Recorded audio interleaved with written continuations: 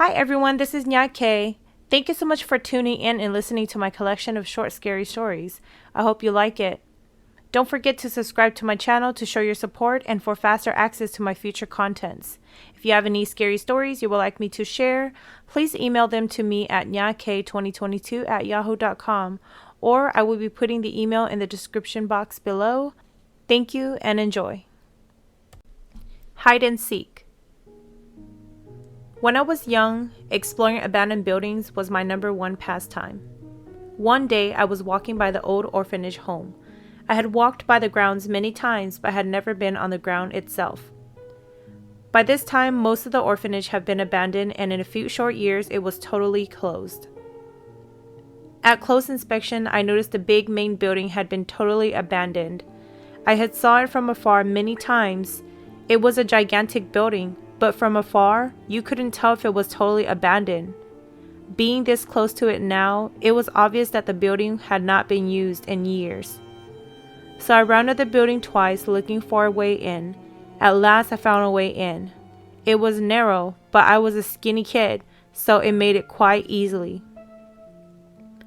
It was December and it was around 2:30 in the afternoon. On the ground floor, most of the windows had been boarded up, but had noticed the upper floors, all the windows had escaped that fate. It made sense. I figured I had about 2 hours of light to explore. I finally located a staircase and followed the light upwards. This stairway most likely had not got much use even when the building was inhabited. I looked at the thick dust on the steps. No human had been on these stairs in years, but you could see rodents stirring amongst the dust. Slowly, I ascended the stairs one at a time, the old steps creaking as I went. When I got to the second floor, I stopped suddenly because I saw footprints in the thick dust near the entryway to the main hallway. This new development spurred my sense of wonder. As I was climbing the stairs, I felt something that was near me, watching me, sizing me up.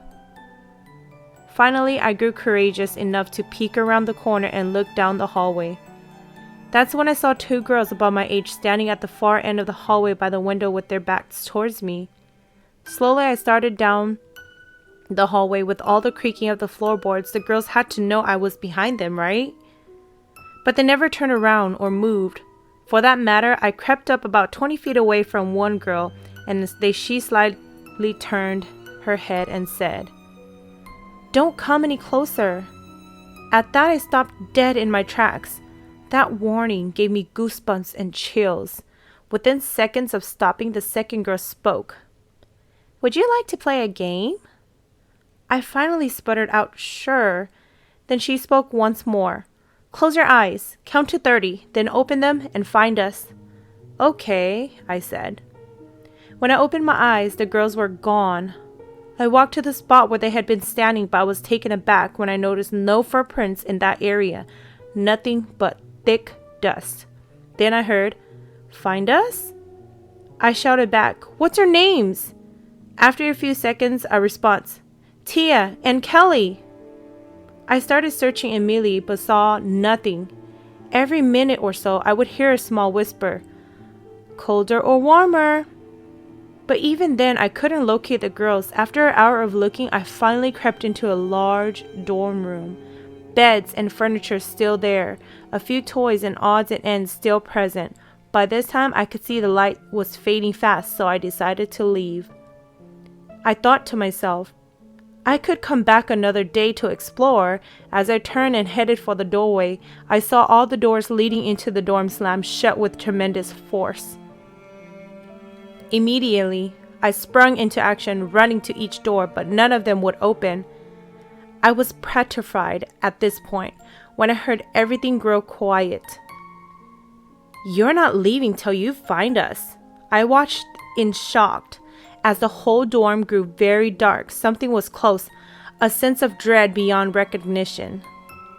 The rest of the night is a deep buried memory I never wish to recall. I awoke the next morning in one of the old beds, light shining in.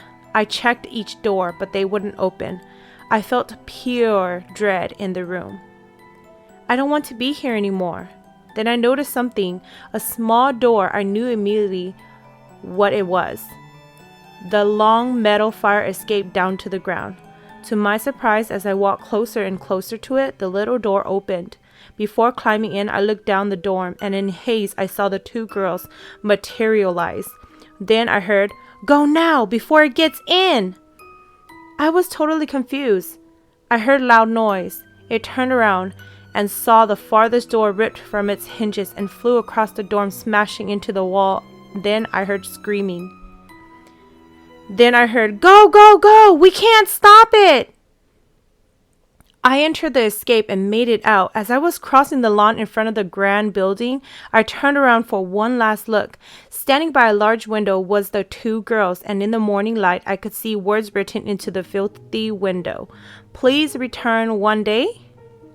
Then I saw something dark materialize behind them. I ran and ran faster till I was away.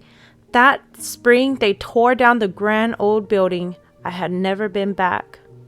Years and years and years later, I was driving a taxi night shift when my dispatcher gave me a call at the Normal Community Center. When I pulled up to the building, an old memory awoke inside. This building sits where the old grand building had stood. As I was watching the door for my rider, noticed two young girls staring back at me. That very second, my radio came to life. Dispatcher, voice obviously disturbed, said in a voice different than normal, almost urgently said, "Cancel that call now! Leave now! Go, go, go!" The Crown Vic roared to life, and I did go, go, go. Later that evening, I returned to the office and asked my dispatcher about the call, but she acted like the whole thing never happened, and I actually believed her, but it did happen. Once in a while, I drive by the grounds, always expecting to see Tia and Kelly. A few times for a quick second I have. Mostly I have seen the dark form. It lurks. It waits. For what or whom remains a secret. Just like my hidden memory of that night. The end for now, maybe. Thank you all for listening to my short scary stories. If you have any stories that you would like for me to share or any scary encounters, please send them to me at nyake2022@yahoo.com. Thank you.